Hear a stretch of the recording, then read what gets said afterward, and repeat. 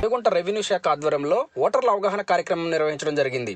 ఈ కార్యక్రమానికి ముఖ్య అతిథిగా చేగుంట మండల తహసీల్దార్ ఉన్నీసా బేగం మాట్లాడుతూ ఎక్కువ మంది యువ ఓటర్లను రాజకీయ ప్రక్రియలో పాల్గొనేలా ప్రోత్సహించేందుకు జాతీయ ఓటర్ల దినోత్సవాన్ని ప్రతి సంవత్సరం జనవరి 25న జాతీయ ఓటర్ల దినోత్సవంగా జరుపుకోవాలని నిర్ణయించిందని, ఇది భారత ఎన్నికల సంఘం వ్యవస్థాపక దినోత్సవాన్ని పురస్కరించుకొని 25 జనవరి 2011 నుండి ప్రారంభించిందని, 18 సంవత్సరాలు నిండిన యువకులు ఓటర్లుగా నమోదు చేసుకోవాలని, ఓటర్లు నిజాయితీగా నిష్పక్షపాతంగా వేసినప్పుడే మంచి నాయకుడు ఎన్నిక అవుతాడని, ప్రజాస్వామ్యం విజయవంతం అవుతుందని వారు అన్నారు.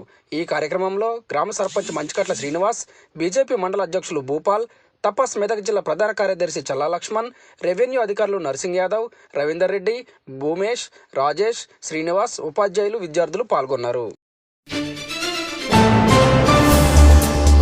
నిర్భయంగా ఓటు చేస్తామని ఇందు మూలంగా ప్రతిజ్ఞ చేస్తున్నాము. జై హింద్.